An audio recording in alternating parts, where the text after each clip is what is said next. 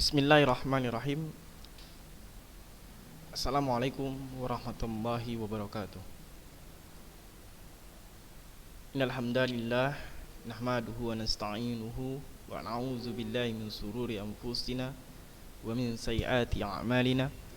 May yahdihillahu fala mudilla lahu wa may yudlil fala hadiya lahu. Wa asyhadu an la ilaha illallah wahdahu la syarikalah wa asyhadu anna Muhammadan abduhu wa rasuluh la nabiyya ba'da.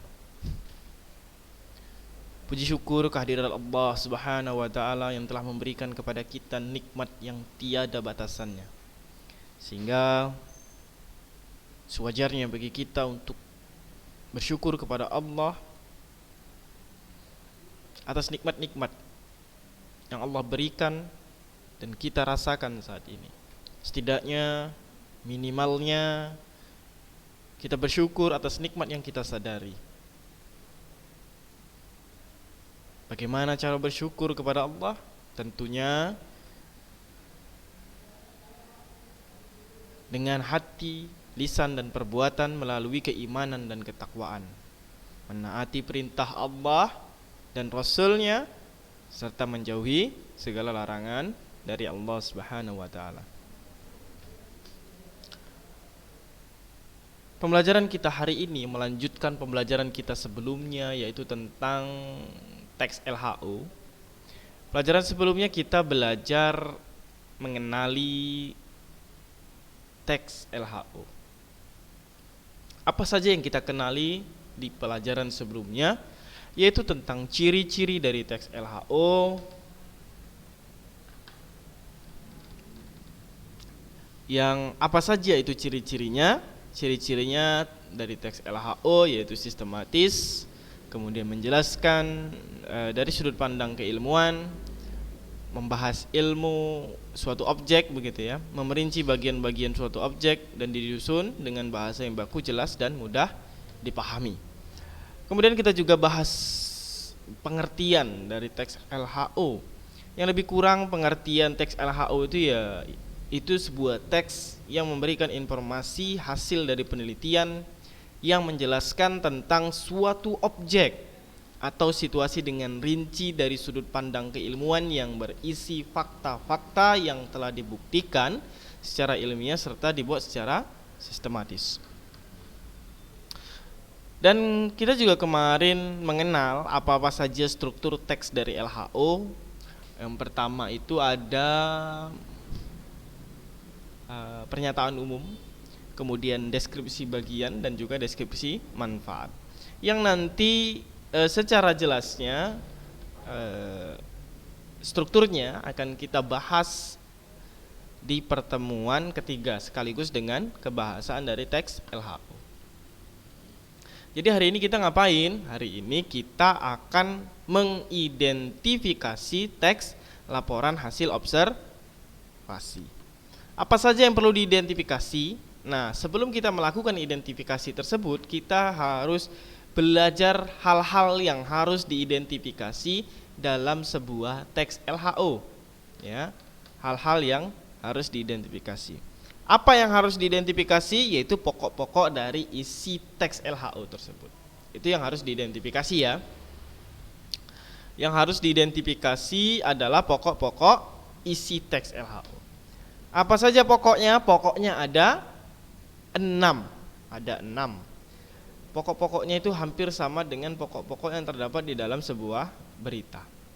Ada 6 pokok-pokoknya. Yang pertama ya,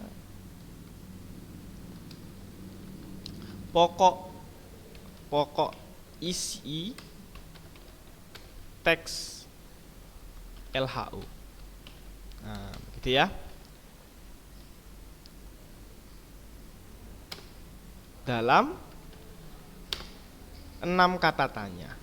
6 kata tanya. Apa 6 kata tanya itu? Yaitu adik Simba. Atau sebutannya bahasa Inggrisnya itu 5W ditambah 1H.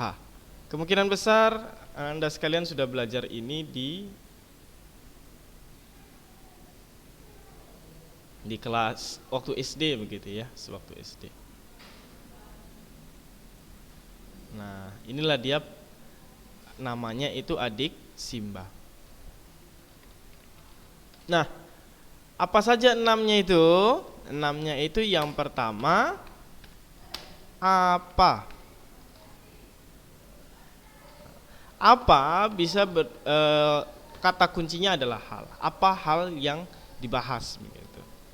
Kemudian yang kedua ada di mana. Di mana berarti tempat. Gitu ya. Yang ketiga ada kapan. Kapan berarti berhubungan dengan waktu. Yang keempat itu adalah siapa. Siapa berarti berhubungan dengan orang atau subjek tertentu. Nah, yang kelima ada mengapa. Mengapa berarti berhubungan dengan penyebab. Penyebab atau alasan. Dan yang terakhir ada bagaimana. Bagaimana berarti prosesnya begitu ya. Nah, inilah dia pokok-pokok isi di dalam sebuah teks LHO. Apa saja pokok isinya? Adik Simba atau 5W1H. A apa, di mana, K kapan, si siapa, M mengapa, ba bagaimana. Adik Simba. Yang kita mulai dari awal, apa? Apa itu berarti apa hal yang hendak dibahas di dalam teks LHO. Contohnya apa di dalam teks hutan bakau ini? Apa yaitu hutan bakau yang hendak dibahas di dalam teks LHO. Sekarang pertanyaan yang kedua, di mana? Nah, jadi di dalam teks LHO itu harus mencakup 6 bagian ini. Yang kedua apa? Di mana? Di mana berarti berhubungan dengan tempat. Nah, hutan bakau yang dimaksud di dalam teks LHO atau laporan hasil observasi yang antum lihat itu di mana? Bisa jadi di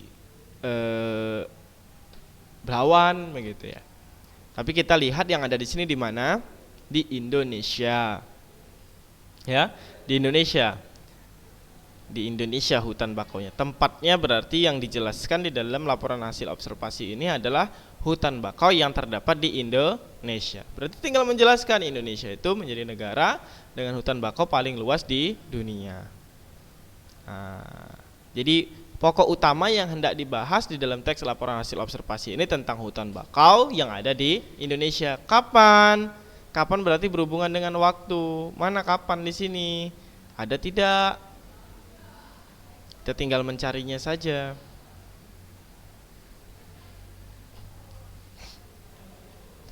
Indonesia menjadi negara dengan hutan bakau paling luas di dunia menurut data Kementerian Negara Lingkungan Hidup. Luas hutan bakau Indonesia mencapai 4,3 juta hektar. Seharusnya ada dijelaskan kapannya. Kapannya di sini ini di awal juga bisa atau di data-data tertentu di sini. Menjelaskannya kapan. Seharusnya dibubuhi waktunya. Karena kita kan menjelaskan observasi, berarti observasinya harus dijelaskan. Luas hutan bakau Indonesia mencapai 4,3 juta hektar. Ini kapan begitu? Jangan-jangan ini tahun 2000 begitu ya. Tahun 2020 bisa jadi bertambah atau mungkin berkurang. Jadi harus ada datanya berupa kapan. Nah, tetapi di dalam teks LHO yang ini memang tidak utuh ya. Jadi pokok-pokok isinya ada yang hilang ternyata. Kemudian siapa? Siapa itu bisa orang, bisa subjek ya. Yang hendak dibahas. Kalau subjeknya berarti hutan bakaunya. Kalau orang berarti kan tidak ada orang di sini kan. Subjeknya itu bisa orang, bisa juga jenis-jenis kata benda yang lainnya. Kalau di sini berarti subjeknya itu bakau, ya, hutan bakaunya. Itu yang menjadi subjeknya. Mengapa? Penyebab alasan. Mengapa di sini dijelaskan mengapa Indonesia menjadi hutan bakau yang paling luas di dunia. Tentunya karena dia punya hutan bakau yang sangat luas. Kemudian dalam prosesnya ini tadi hutan bakau itu dapat menahan abrasi. Mengapa? Dijelaskan di dalam teks LHO ini gitu. Nah, itu mengapa. Terus proses bagaimana prosesnya ini tadi di sini juga dijelaskan. Biasanya bagaimana itu terlihat di paragraf-paragraf berikutnya setelah paragraf awal, karena dia berupa proses hingga akhir. Nah, proses bagaimana hutan bakau menahan abrasi gitu ya. Kalau tadi awalnya mengapa kok bisa menahan abrasi, nah, misalnya gitu ya. Prosesnya bagaimana begitu. Di sini ada juga di sini hutan bakau juga menurunkan kandungan karbon dioksida CO2. Nah, ini bagaimana prosesnya? Ya, prosesnya ini di udara dan penambat bahan-bahan pencemar atau racun di perairan pantai. Terus dijelaskan. Jadi ada proses. Nah, inilah dia hal utama yang harus ada di dalam teks LHO, yaitu adik simba. Apa, di mana, kapan, orang, siapa, mengapa dan bagaimana. Taib. Ini merupakan pokok-pokok isi teks dalam LHO. Kemudian, selain kita harus memahami pokok-pokok isi di dalam teks LHO, maka kita perlu menemukan atau belajar yang namanya tentang gagasan pokok, gagasan utama. Ya. Gagasan pokok ya, itu perlu kita ketahui karena memang poin dari sebuah paragraf yang berupa teks deskripsi, teks LHO gitu ya, kemudian teks eksposisi nantinya, dan teks-teks yang lainnya yang merupakan teks bukan teks narasi. Teks narasi itu kan berupa cerita ya. Yang bukan teks narasi, maka kita membutuhkan belajar yang namanya gagasan pokok agar sebuah paragraf di dalam teks yang kita tulis itu menjadi padat, jelas, baik dan benar. Nah, apa itu gagasan pokok? Nah, itu yang perlu kita bahas. Gagasan pokok itu apa? Kita buat di sini. Gagasan pokok adalah inti dari sebuah paragraf. Nah, ini dia. Jadi inti dari sebuah paragraf itu disebut dengan gagasan pokok. Nah, gagasan pokok ya. Gagasan pokok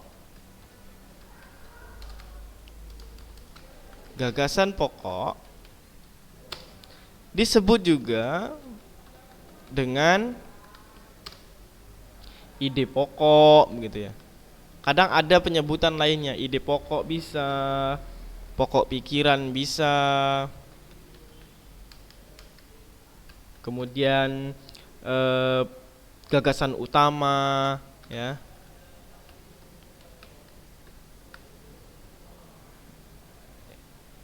Atau pikiran utama. Ya, pikiran utama.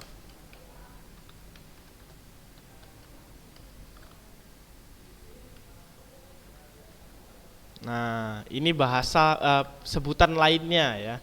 Terkadang kalau sebuah pertanyaan nantinya ada pertanyaan yang ternyata dia tidak menggunakan kata gagasan pokok begitu, tapi menggunakan ide pokok begitu ya, atau kadang menggunakan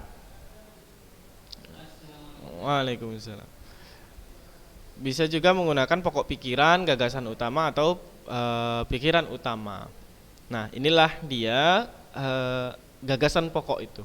Nah, setelah melihat gagasan pokok, maka kita juga perlu belajar yang namanya kalimat utama dan kalimat penjelas. Bagaimana prosesnya kita mendapatkan gagasan pokok? Tentunya dari kalimat utama. Gagasan pokok itu berada di dalam kalimat utama. Nah, di dalam sebuah paragraf kalimat utama itu hanya satu. Hanya ada satu. Sisanya merupakan kalimat penjelas. Taib. Apa itu kalimat utama? Nah, kita jelaskan lagi di sini. Kalimat utama adalah kalimat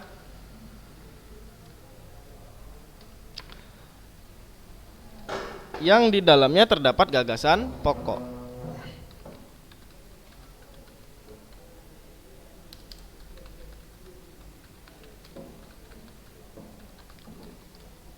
Nah, inilah dia kalimat utama. Kalimat utama adalah kalimat yang di dalamnya terdapat gagasan pokok. Nah, setelah kalimat kalimat utama, maka ada namanya kalimat penjelas. Apa itu kalimat penjelas?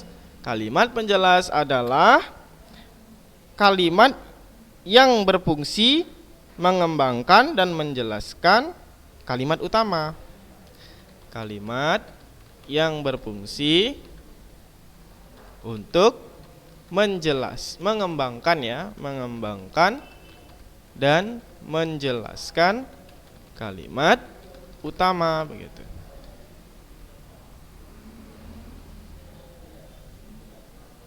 Nah, kalimat utama itu kalimat yang terdapat gagasan pokok di dalamnya atau inti dari kalimat. Sedangkan kalimat penjelas adalah kalimat yang mengembangkan atau menjelaskan dari kalimat utama. Nah, kita lihat di paragraf yang ini. Kita ambil contoh dulu paragraf yang ini ya. Museum dibedakan berdasarkan koleksi dan kedudukannya. Jenis museum berdasarkan koleksi yang dimiliki dibedakan menjadi dua jenis, yaitu museum umum dan museum khusus.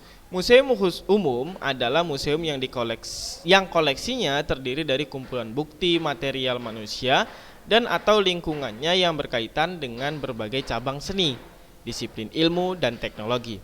Sementara museum khusus adalah museum yang koleksinya terdiri atas sekumpulan bukti material manusia atau lingkungannya yang berkaitan dengan satu cabang seni, satu cabang ilmu atau satu cabang teknologi. Nah, berarti di sini menjelaskan tentang apa? Tentang koleksi serta kedudukan dari sebuah museum. Nah, museum itu dibedakan berdasarkan koleksi dan kedudukannya. Ada berapa jenisnya? Ada dua, museum umum dan museum khusus. Jadi kalimat utamanya ada di sini, inti kalimatnya. Inti kalimatnya apa? Museum itu dibedakan berdasarkan koleksi dan kedudukannya. Itu kalimat utama dan juga sekaligus sebagai gagasan pokok atau gagasan utama. Nih. Sisanya penjelas. Kenapa kita bisa bilang kalimat-kalimat berikutnya sampai akhir itu penjelas? Karena kalimat berikutnya menjelaskan kalimat yang ini. Kita lihat, jenis museum berdasarkan koleksi yang dimiliki dibedakan menjadi dua jenis. Di sini tadi kan sudah dibilang dibedakan berdasarkan koleksi dan kedudukannya. Tapi kalau berdasarkan koleksi, kita menjelaskan yang koleksi dulu. Berdasarkan koleksi, dijelaskan yang berdasarkan koleksi, dibagi menjadi museum umum dan museum khusus, katanya begitu. Ya kan? Menjelaskan si yang berdasarkan koleksi. Museum umum, ini masih dijelaskan lagi. Koleksi yang ini, museum umum ini dijelaskan lagi. Museum umum adalah museum yang koleksinya terdiri dari kumpulan bukti, material manusia dan seterusnya. Museum khusus adalah museum yang koleksinya terdiri atas kumpulan bukti material, manusia atau lingkungan yang berkaitan dengan satu cabang dan seterusnya. Ya, jadi dia itu menjelaskan si museum berdasarkan koleksi dan kedudukannya. Itulah mengapa disebutkan ada gagasan utama dan gagasan kalimat utama dan kalimat penjelas. Di dalam kalimat utama terdapat gagasan utama. Nah, begitu. Jadi sudah jelas ya pengertian dari gagasan pokok, kalimat utama dan kalimat penjelas.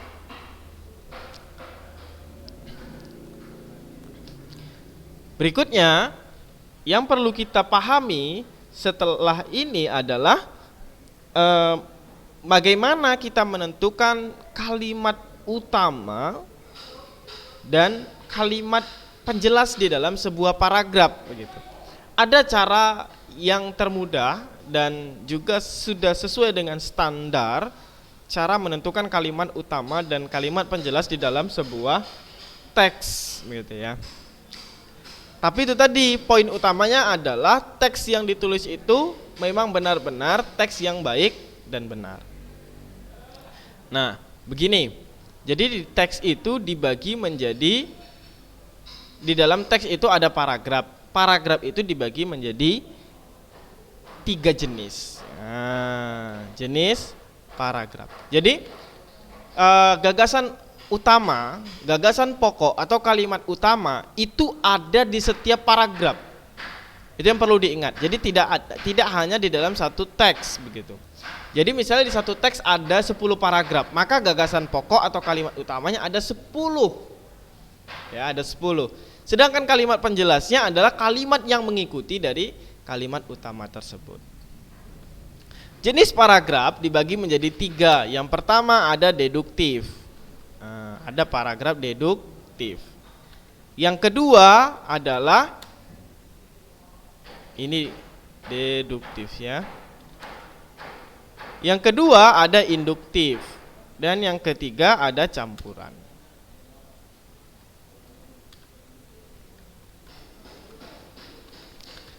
Nah, deduktif ya, deduktif berarti kalimat utamanya terletak di awal kalimat. Nah, begitu ya. Kalau induktif, kalimat utamanya terletak di akhir kalimat.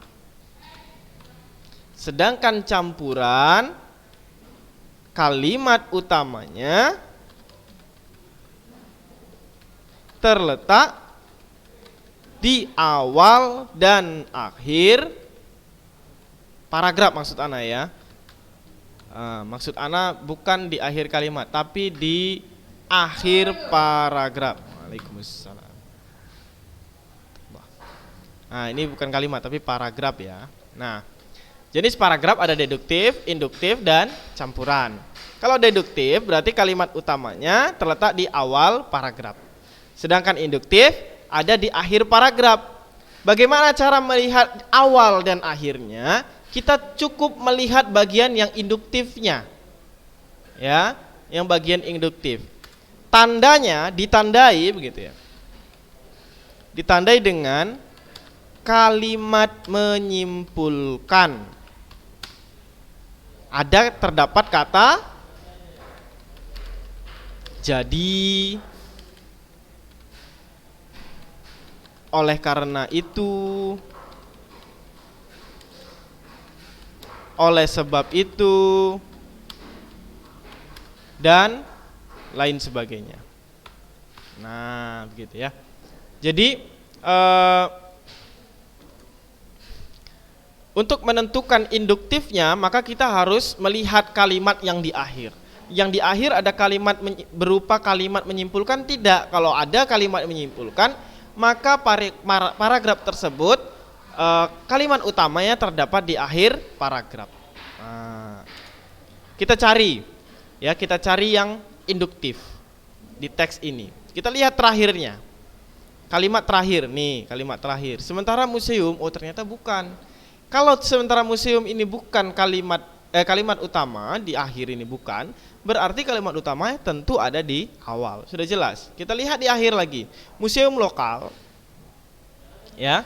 Museum yang koleksinya terdiri atas kumpulan benda yang berkaitan dengan bukti material manusia dan lingkungannya dari wilayah kabupaten atau kota madya. Ternyata bukan juga museum lokal. Jadi tidak menyimpulkan ya, kalimat terakhir ini tidak berupa kalimat yang menyimpulkan. Maka bukan induktif, dia deduktif. Deduktifnya berarti kalimat utamanya ada di awal juga. Berdasarkan kedudukannya terdapat 3 jenis museum. Berarti dia menjelaskan berdasarkan kedudukan. Kita lihat lagi yang di sini yang terakhir, koleksi keramonologi, yaitu koleksi barang pecah belah yang terbuat dari tanah liat yang dibakar. Tidak ada menyimpulkan juga ya. Kalau tidak ada menyimpulkan berarti bukan induktif, yang benar adalah deduktif. Deduktif ini berarti kalimat utamanya ada di awal juga. Benda-benda yang dikoleksi di museum mencakup benda-benda dari berbagai disiplin ilmu. Coba kita lihat yang hutan bakau. Lihat kalimat utamanya, ternyata ini juga bukan menyimpulkan. Dan selanjutnya hutan bakau juga menyediakan, ternyata bukan menyimpulkan, berarti kalimat utamanya di awal juga. Di samping itu ciri khas lain hutan bakau adalah berawa-rawa.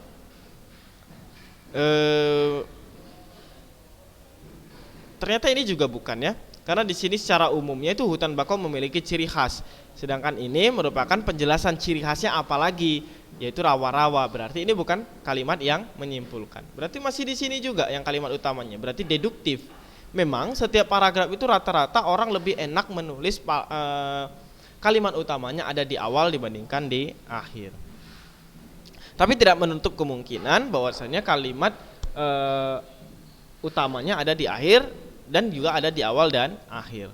Yang ini juga tidak ya, berarti kalimat utamanya ada di awal. Hutan bakau ini juga bukan, kalimat utamanya ada di awal juga. Ini juga di awal. Nah, memang beginilah gambaran umum bagaimana prosesnya si teks LHO itu. Jadi kita harus pahami pokok-pokok isi dari dalam teks LHO agar kita dapat menulis teks LHO dengan baik dan benar nantinya. Baik itu pokok-pokok isi berdasarkan 5W1H atau Adik Simba, juga berkenaan dengan pemahaman kita terhadap gagasan pokok yang merupakan kalimat utama. Kemudian kita juga harus memahami kalimat penjelas dan juga memahami bagaimana menentukan kalimat utama dan kalimat penjelas berdasarkan jenis paragrafnya. Apa saja jenis paragrafnya, ada deduktif, induktif dan juga campuran. Baik, pembelajaran kita hari ini telah berakhir. Mudah-mudahan mendatangkan manfaat yang baik bagi ananda sekalian. Jika ada yang ditanyakan berkenaan dengan materi kita hari ini, dapat ditanyakan ke ana langsung melalui jaringan pribadi WhatsApp. Kemudian nanti di minggu depan pertemuan berikutnya kita akan bahas tentang struktur dan kebahasaan dari teks LHO. Dan dipersiapkan nantinya kita ujian praktiknya itu akan membuat teks LHO sekaligus sebagai penilaian produk dan juga penilaian pengetahuannya nanti. Sama seperti praktik kita sebelumnya. Alhamdulillah pembelajaran kita selesai. Ana akhiri dengan assalamualaikum warahmatullahi wabarakatuh.